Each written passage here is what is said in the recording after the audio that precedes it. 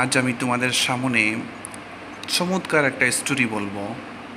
তোমরা কি হজরতে ওমর রাদিয়াল্লাহু তাআলার নাম শুনেছো? উনি ছিলেন একজন পাওয়ারফুল একজন সাহাবী, হজরতে ওমর রাদিয়াল্লাহু তাআলা আনহু। উনি যখন ওনার বাসার মধ্যে ঢুকলেন, তখন হঠাৎ দেখলেন যে ওনার ছেলে মদ্যপান করছে। তখন ওনার ছেলেকে জিজ্ঞাসা করলেন, তুমি কি খাচ্ছ? ওনার ছেলে বলল যে আমি খেজুরের রস খাচ্ছি। কিন্তু খেজুরের রস এটা যে পুরান হতে হতে মদ হয়ে গেছে, উনি টেরই পান নাই।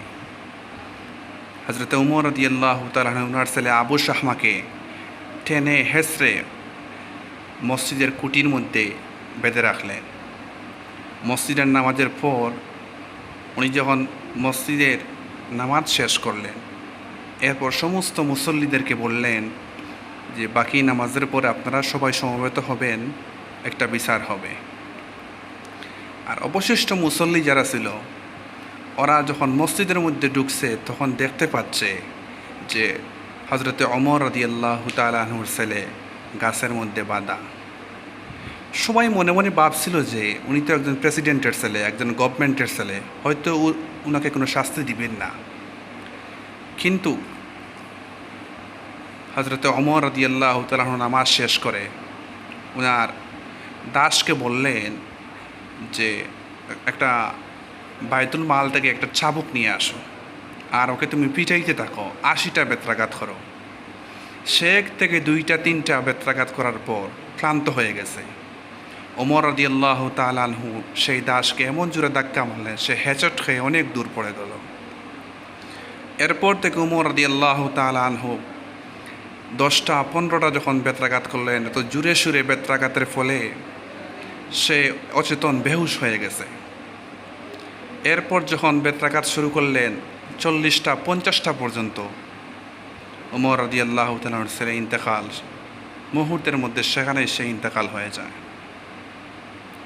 যখন 15 থেকে 20টা পর্যন্ত ওনাকে বেত্রাঘাত করা হচ্ছিল, তো আবু শাহমার মা হজরতে ওমর রাদিয়াল্লাহু তাআলা আনহুর পায়ে পড়ে কান্না করা শুরু করলেন আর বললেন যে আমার ছেলেকে তুমি আর মেরো না, আর প্রতিটা চাবুকের বেত্রাঘাতের বিনিময়ে এক একটা উট আমি আল্লাহর রাস্তায় সদকা করব। সাইয়েদনা ওমর রাদিয়াল্লাহু তাআলা আনহু বললেন যে তামাম পৃথিবীর সব কিছুই যদি তুমি আমার এক হাতে দাও, তারপরেও আমার চাবুকের বেত্রাঘাত থেকে তোমার ছেলে রেহাই পাবে না।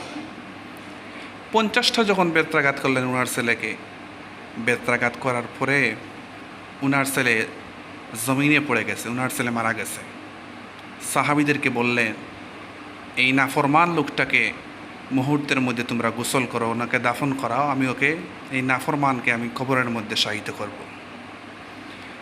কবরের মধ্যে শোয়ানির পরে মাটির পরে ওনার এত রাগ আর গুসা ছিল ছেলের প্রতি, কবরের মাটির উপর অবশিষ্ট বেত্রাঘাত করে মারতে শুরু করলেন।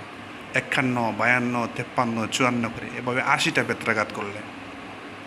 আর 2 হাত আসমানের দিকে উত্তোলন করে বললেন যে আল্লাহ, মৃত্যুর পর যখন বিচার কার্য শুরু হবে, তোমার আদালতের মধ্যে যখন আমি দাঁড়াবো, তখন আপনি আমাকে বলতে পারবেন না যে আমি গভর্নমেন্ট ছিলাম, আমি প্রেসিডেন্ট ছিলাম, আর আমি প্রেসিডেন্ট হওয়ার পরেও যে আমার ছেলেকে আমি মাফ করে দিয়েছি।